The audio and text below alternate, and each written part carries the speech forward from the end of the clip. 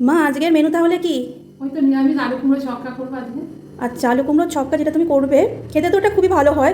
মানে আমি আগে কুমড়ো খেতাম না, কিন্তু মা এমন সুন্দর করে রেসিপিটা করে, আমি মাকে বললাম যে তুমি এই রেসিপিটা শেয়ার করো। তো এটা করতে কি কি লাগছে একবার বলে দাও। কুমড়ো ছক্কা করতে কুমড়ো তো আগে লাগবে। এখানে কুমড়ো কেটে রেখে দিয়েছি, এখানে আলু আছে, এখানে টমেটো কাটা আছে, এখানে ছোলাটা সকালবেলা ভিজিয়ে রেখে দিয়েছিলাম, ছোলা ভিজানো আছে। আর এখানে ফোড়নের জন্য কটা জিনিস লাগবে, এখানে শুকনো লঙ্কা, তেজপাতা, 5 ফোড়ন আর হিং, আর কিছু গুঁড়ো মশলা লাগবে। এখানে হলুদ গুঁড়ো, জিরে গুঁড়ো, অল্প ধনে গুঁড়ো, চিনি আর নুন। আর এখানে ভাজা মশলা। ভাজা মশলাটা একটু ঘি দেবো। আচ্ছা, তো লুচি পরোটার সাথে খেতে খুবই ভালো লাগে, রুটি দিয়েও খেতে ভালো লাগে। আজকে তো আমাদের লুচি হচ্ছে। রেসিপিটা হয়তো অনেকেই জানো, কিন্তু প্রত্যেকটা রেসিপিরই তো কিছু সিক্রেট ব্যাপার থাকে। তো মা এইভাবে করে, খেতে কিন্তু অসম্ভব ভালো হয়। তো মাকে বলবো রেসিপিটা দেখাতে, তাহলে তোমরা যারা যারা জানো না তো তারা শিখে যাবে। তো মা চলো রেসিপিটা স্টার্ট করা যাক। হ্যাঁ, চক করে দিই। রান্নাটা মেনলি সর্ষের তেলে করতে হয়, সর্ষের তেলটা ঢালছি কড়াতে।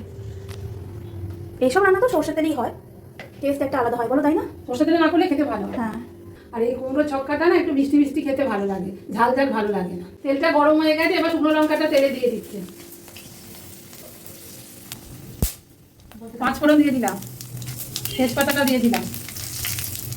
ফোড়নটা হয়ে যা, একটু ভাজা ভাজা হয়ে গেছে। এবার হিং ফোড়ন দেবো, একটু আন্দাজ মতন হিংটা দিয়ে দেবো।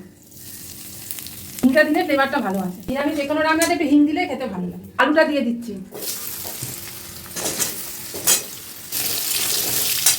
কুমড়োটা দিয়ে দিচ্ছি, ভাজা ভাজা করে নেবো।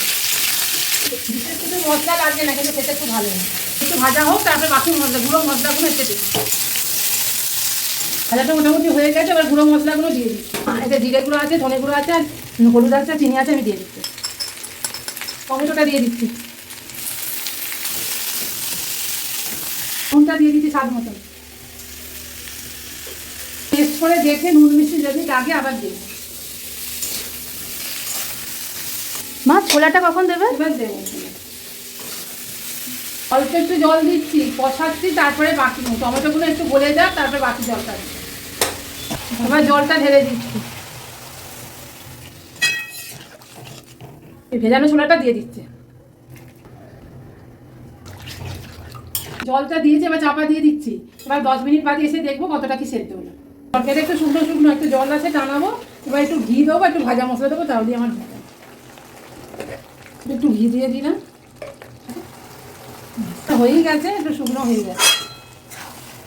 স্মেলটা তো দারুণ এসছে, আর খেতেও দারুণ হয়েছে আমি জানি। তো তোমরা যারা যারা রেসিপিটা এখনো ট্রাই করোনি, ডেফিনেটলি ট্রাই করো। যারা কুমড়ো খেতে একদমই পছন্দ করো না, তারা একদম কুমড়োর ফ্যান হয়ে যাবে। এই দেখো আমার কুমড়োর ছক্কা রেডি হয়ে গেছে। তোমরা বাড়িতে ট্রাই করে দেখো, খেতে খুবই ভালো হয়। কমেন্ট করে জানিও কেমন লাগে।